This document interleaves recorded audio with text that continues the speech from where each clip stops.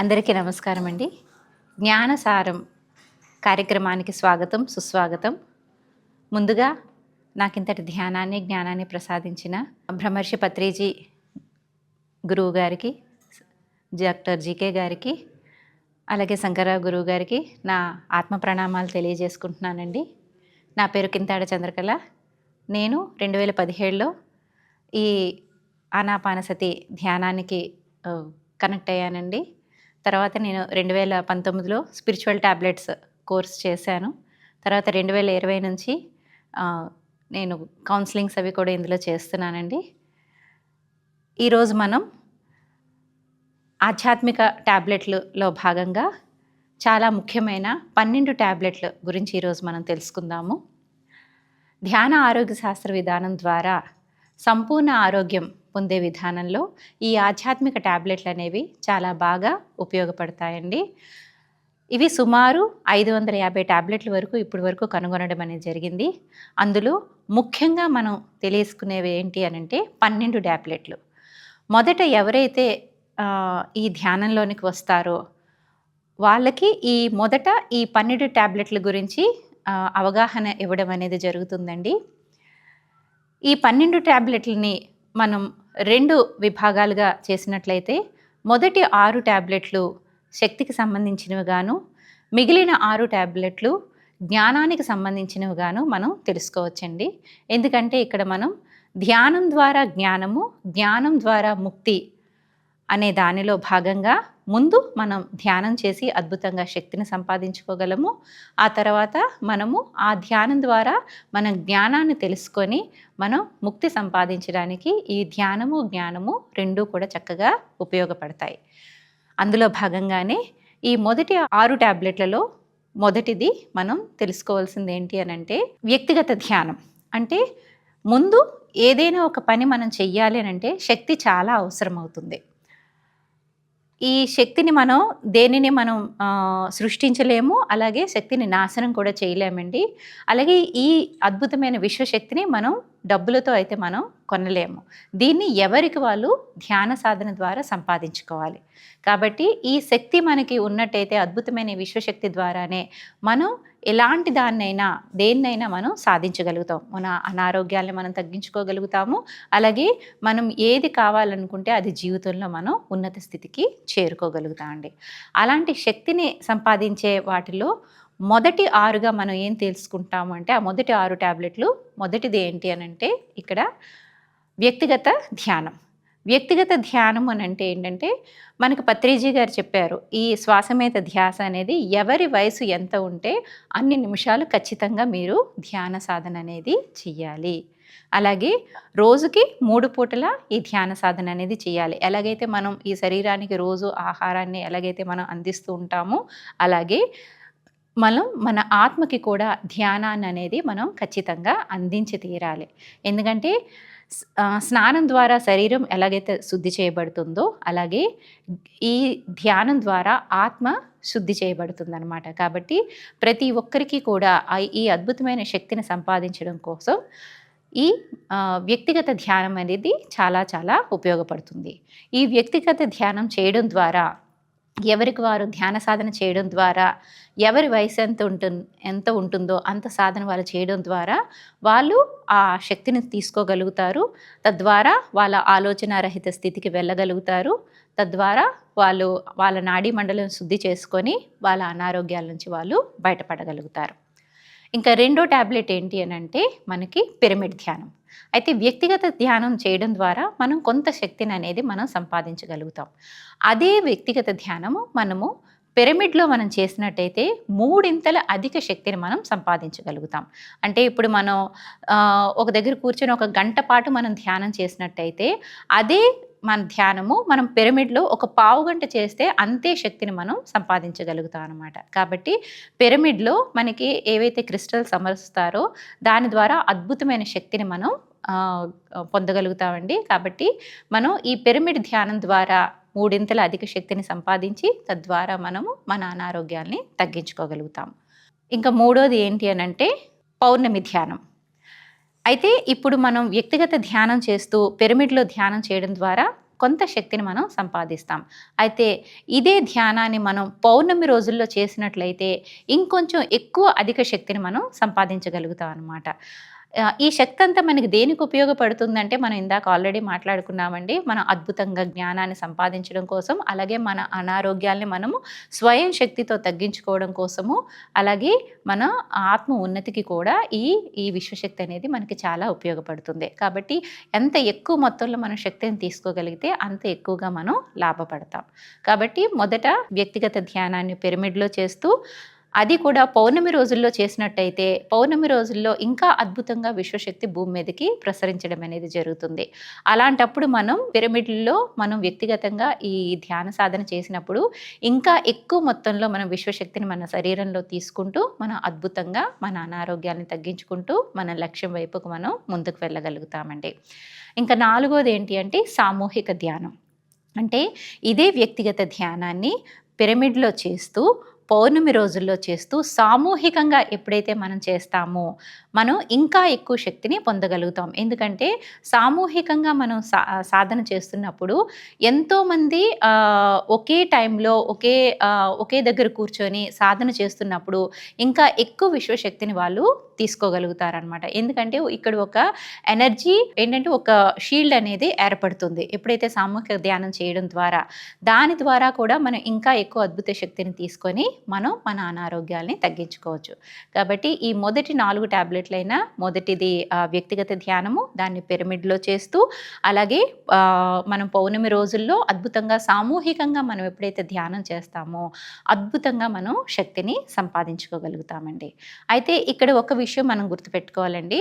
ప్రాపంచికంగా మనకి శక్తినిచ్చేది మనకి డబ్బులనమాట. అంటే ఎవరి దగ్గర ఎంత డబ్బు ఉంటే వాళ్ళంత బలవంతులు అనేది ఇక్కడ మనం అర్థం చేసుకోవచ్చు. కానీ ఆధ్యాత్మిక పరిభాషలో బలవంతులు అంటే ఎవరి దగ్గర ఎంత ఆధ్యాత్మిక శక్తి ఉంటే వాళ్ళు అంత బలవంతులు అనేది ఇక్కడ మనం తెలుసుకోవచ్చు అనమాట. అందులో భాగంగా మనం ఎప్పుడైతే ఈ విశ్వశక్తిని మనం సంపాదించుకుంటామో దాన్ని నిల్వ చేసుకోవడం కూడా చాలా చాలా అవసరం. ప్రాపంచికంగా మనం ఎలాగైతే డబ్బును సంపాదించి దాన్ని ఎలాగైతే మనం బ్యాంకుల్లో దాచుకోవడమో, లేకపోతే సైట్లు కొనడమో, ఎలాగైతే మనం వేరే వాటిల్లో పెట్టి మనం ఎలాగైతే మన డబ్బుని మనం ఎలాగైతే అభివృద్ధి చేసుకుంటూ ఉంటామో, అలాగే ఆధ్యాత్మిక పరిభాషలో ఏదైతే మనం శక్తిని సంపాదించామో ఆ శక్తిని సంపాదించడమే కాదు, నిల్వ చేసుకోవడం కూడా చాలా చాలా అవసరం అనమాట. అది వృధా చేసుకోకుండా చూసుకోవాలి. అందులో భాగంగానే మనకి 5వ టాబ్లెట్ అయిన శాకాహారాన్ని ఖచ్చితంగా పాటించాలి. మనం ఇంత ధ్యానం చేస్తూ మనం మాంసాహారం తీసుకున్నట్టయితే మళ్ళీ మనకు అక్కడ శక్తి వృధా అనేది జరుగుతుందండి. కాబట్టి ఇక్కడ 5వ టాబ్లెట్లుగా మనము శాకాహారాన్ని పాటించమని మనం పేషెంట్ గార్డులకి చెప్తామన్నమాట. అలాగే ఇంకా 6వది ఏంటి అంటే మితాహారము, మౌనము.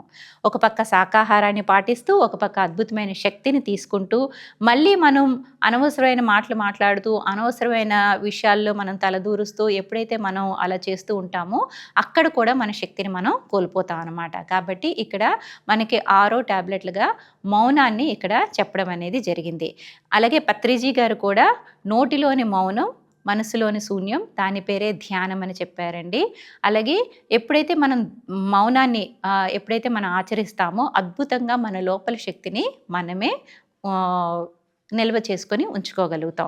కాబట్టి ఇక్కడ మౌనాన్ని కూడా ఆచరిస్తూ ఉండాలి. ఎప్పుడైతే మనం మౌనాన్ని ఆచరిస్తామో, సాధారణంగా ఈ మౌనం అనే టాబ్లెట్ని ఎవరికైతే థైరాయిడ్ ప్రాబ్లమ్స్ ఉంటాయో వాళ్ళకి ఎక్కువగా చెప్పడం అనేది జరుగుతుందండి.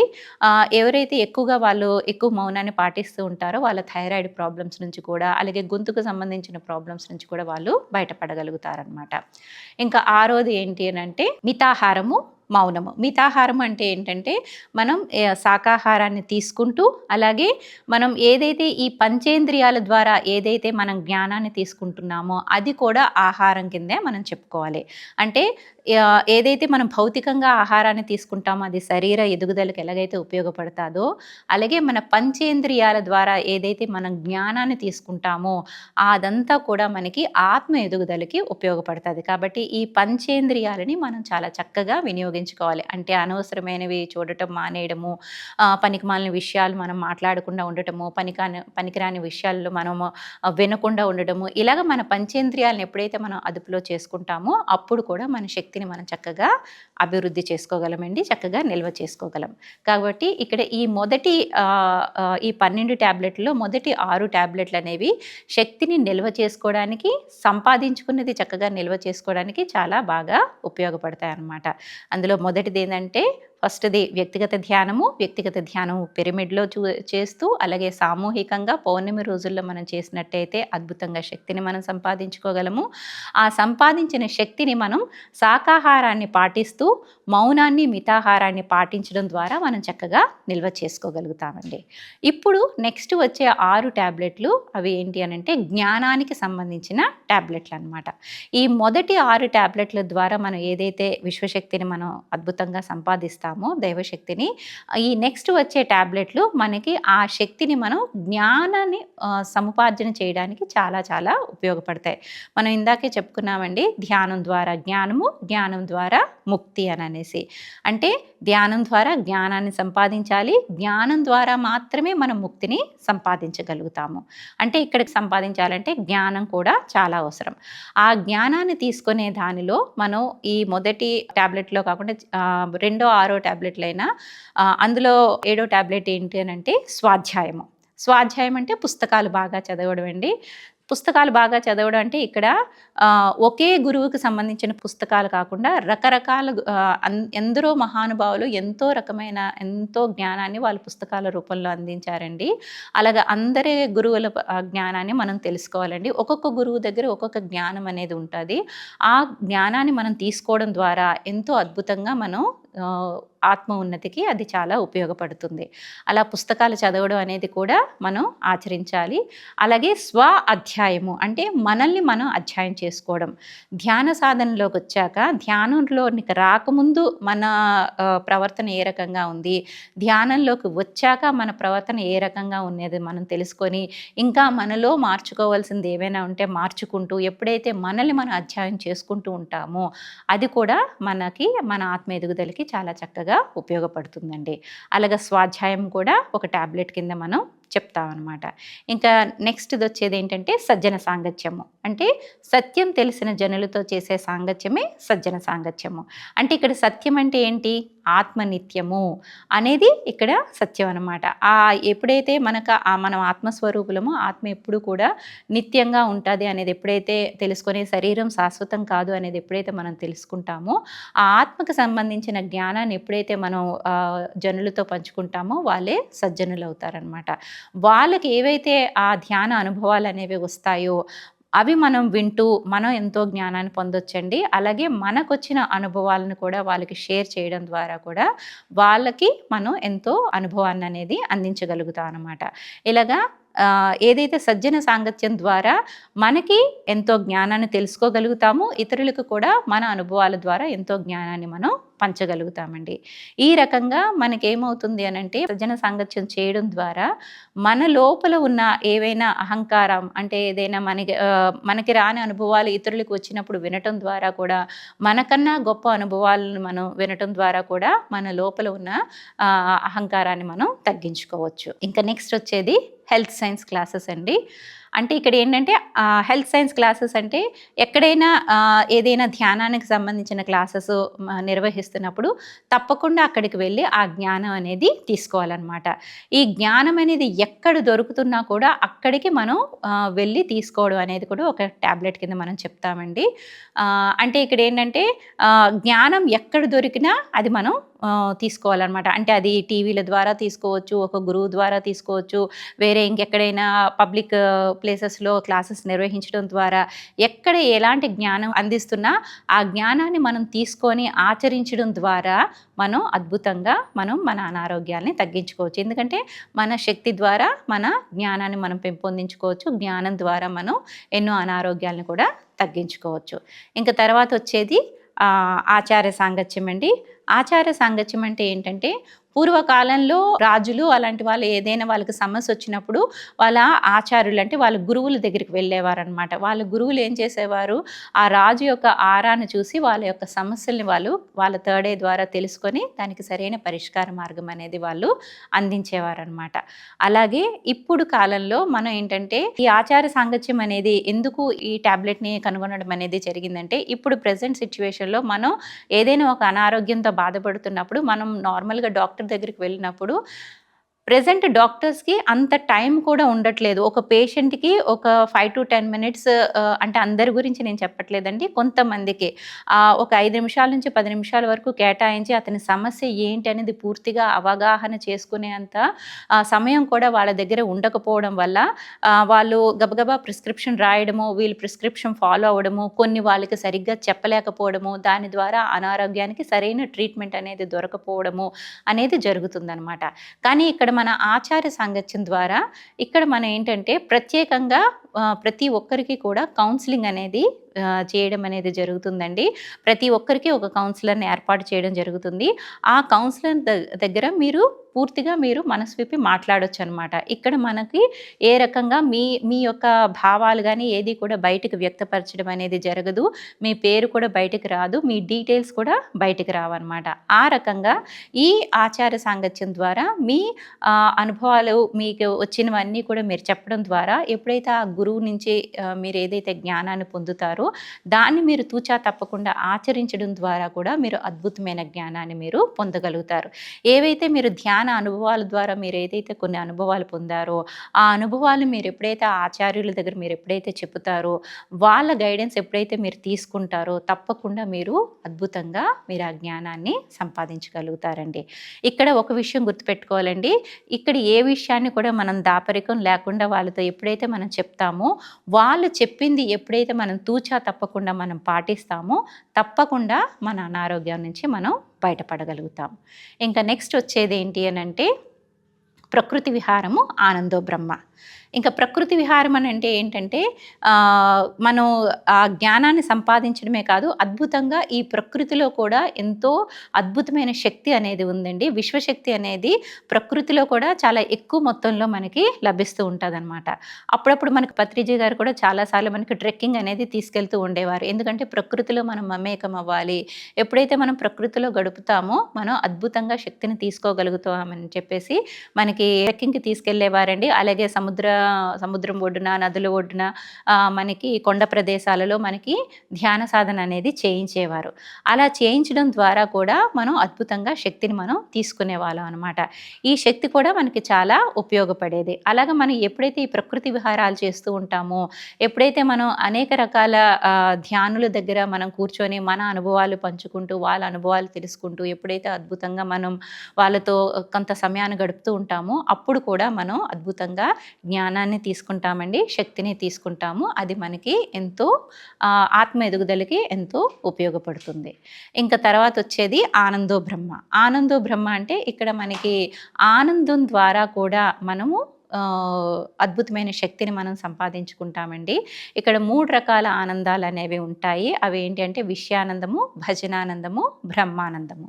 విషయానందము అనంటే ఈ భౌతిక శరీరానికి ఏదైతే మనకి అవసరమో అవన్నీ కూడా ఎప్పటికప్పుడు ఆ అవసరాలు ఇస్తూ దీనికి ఏదైతే అన్నీ అందించాలో అవన్నీ అందించడం అనేది విషయానందం కింద వస్తాయి. అంటే ఏంటంటే ఇక్కడ విషయానందం అంటే ఇక్కడ ఈ శరీరానికి అందించవలసిన సరైన ఆహారం గానీ, శరీరానికి అందించవలసిన ఏవైనా అవసరాలుగా అవన్నీ మనం తీర్చినట్టయితే తప్పకుండా అది విషయానందం కింద వస్తది. ఒక మంచి ఫుడ్ తీసుకోవడం గానీ, ఒక మంచి ఏదైనా మనం తీసుకోవడం గానీ అదంతా కూడా మనకి విషయానందం కింద వస్తదండి.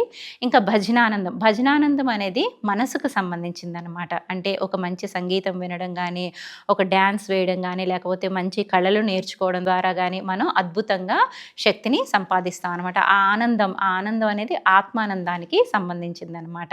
అంటే విషయానందం అనేది శరీరానికి ఆనందాన్ని కలిగిస్తుంది. అలాగే భజనానందం అనేది మన మనసుకి ఆనందాన్ని కలిగిస్తుందనమాట. ఇంకా చివరగా వచ్చేది ఆత్మానందం. ఆత్మానందం అనేది మనం ధ్యాన స్థితిలో పొందుతామండి. ఎప్పుడైతే మనం అద్భుతంగా ధ్యానాన్ని సాధన చేస్తూ ఉంటామో, మనం ఎప్పుడైతే ఆ ఆలోచనారహిత స్థితికి వెళ్తూ ఎప్పుడైతే మన నాడీ మండలాన్ని శుద్ధి చేసుకుంటామో, మనం ఒక రకమైన ఆ ఆనంద స్థితికి వెళ్తాం. దాన్నే బ్రహ్మానంద స్థితి అనేసి అంటారనమాట. ఈ 3 రకాల ఆనందాలు పొందడం ద్వారా కూడా మనం అద్భుతంగా ధ్యానాన్ని, జ్ఞానాన్ని కూడా మనం తీసుకుంటామండి. శక్తిని కూడా మనం తీసుకోగలుగుతాము. ఆ శక్తి ద్వారా కూడా మనం అద్భుతంగా మన అనారోగ్యాల్ని తగ్గించుకోవచ్చండి. ఇంకా చివరగా వచ్చేది ఏంటి అంటే ఆధ్యాత్మిక శాస్త్ర సేవ. అంటే ఆధ్యాత్మిక శాస్త్ర సేవ అంటే సేవ అంటే ఏంటి? ప్లస్ ఏవ, ఏది ఆశించకుండా ఇతరులకి చేసేదే సేవ. అంటే ఏంటి ఇక్కడ మనం ఇక్కడ 3 రకాల సేవలనేవి ఉంటాయి. అదేంటి? సాంఘిక సేవలు, శరణాగతి సేవలు, ఆధ్యాత్మిక శాస్త్ర సేవలు. సాంఘిక సేవలంటే ఎవరికైనా తిండి, బట్ట, గూడు అలాంటివి ఏవైనా అవసరమైనప్పుడు అవి మనం ఇవ్వడం అనేది సాంఘిక సేవల కింద వస్తాయి.